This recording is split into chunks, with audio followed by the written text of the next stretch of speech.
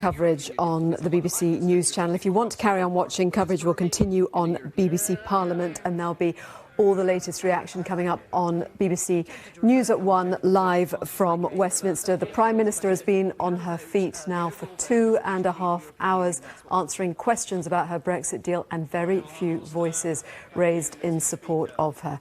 Much more reaction to that coming up in a few moments.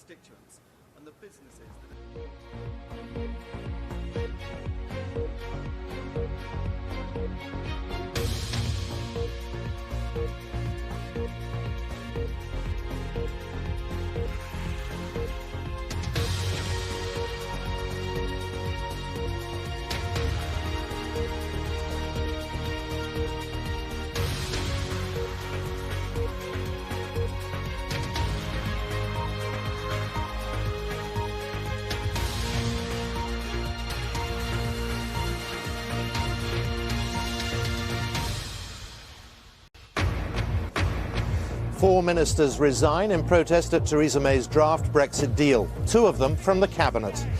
The Brexit Secretary Dominic Raab was the first to go, saying he couldn't support the Prime Minister's proposed deal. In fairness, I think she needs a Brexit Secretary that will pursue the deal that she wants to put to the country with conviction. I don't feel I can do that in good conscience, but I respect her, I hold her in high esteem. I think she should continue, but I do think we need to change course on Brexit.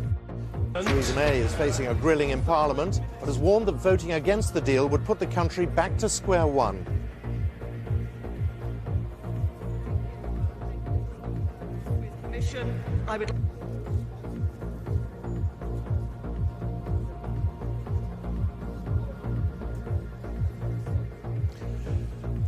Labour, though, say the deal is not what the country has promised, and the government is falling apart.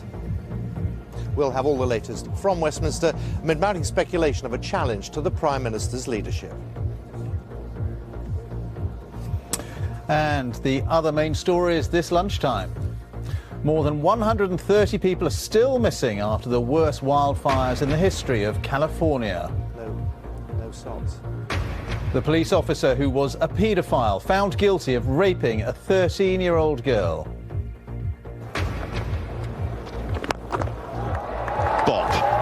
Straight down the ground for six. And England's cricketers meet stubborn resistance from Sri Lanka at the second test in Kandy. Later in the hour on the BBC News channel, we'll have all the latest reports, results, interviews and features from the BBC Sports Centre.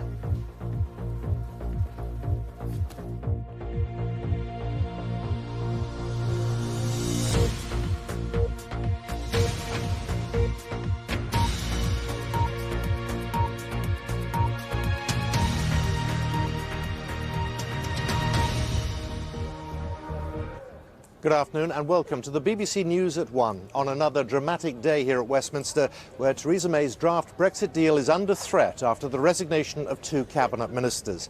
The Brexit Secretary, Dominic Raab, quit his job, saying the Prime Minister's agreement with the EU had fatal flaws and threatened the integrity of the United Kingdom. He was followed shortly afterwards by Annita McVeigh, the Work and Pensions Secretary, and a number of junior ministers have also resigned.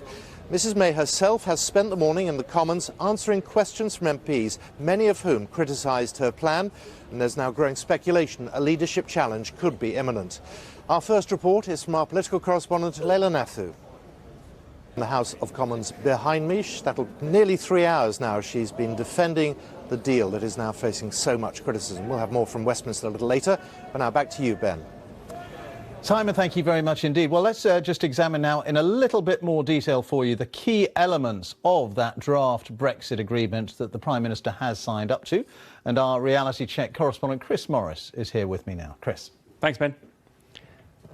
Amidst all the political turbulence, the draft withdrawal agreement remains the same, a serious, hefty legal document that sets out the terms on which we leave the European Union. If everyone approves it, a bigger if by the day, it means that among a host of other things, over time the UK will pay at least £39 billion to the EU to settle all its financial obligations. It sets out basic rights in the future for EU citizens in the UK and Brits elsewhere in Europe, protecting their residence and social security. Well, back to Westminster now, and after a morning of resignations at the top of the government, let's take you back to my colleague Simon McCoy at Westminster for the very latest. Ben, thank you very much indeed. The pro-Brexit European Research Group of Conservative MPs has met in the Palace of Westminster. Let's go to our assistant political editor, Norman Smith, who's in Central Lobby. Things are moving by the hour now, Norman. They are, Simon. This is no longer just an issue about Mrs May's Brexit deal. It's about her premiership, because she sees her cabinet beginning to fracture around her. Her Brexit deal, to which she is lashed, appears in danger of crashing down. Of the week ahead. So changes afoot. We are going to lose the mild weather we've got at the moment. So the weather is set to cool down through the weekend and turn significantly colder as we head into the week ahead. That's the latest weather. Ben. Chris, thank you very much indeed. And a reminder of our main story this lunchtime. Theresa May loses 4 of her ministers, 2 of them from the cabinet, over her draft Brexit deal, as she also faces a grilling in Parliament. And that is all from the BBC News at 1, so it's goodbye from me. And on BBC One now, we'll join the BBC's news teams where you are. Have a very good afternoon.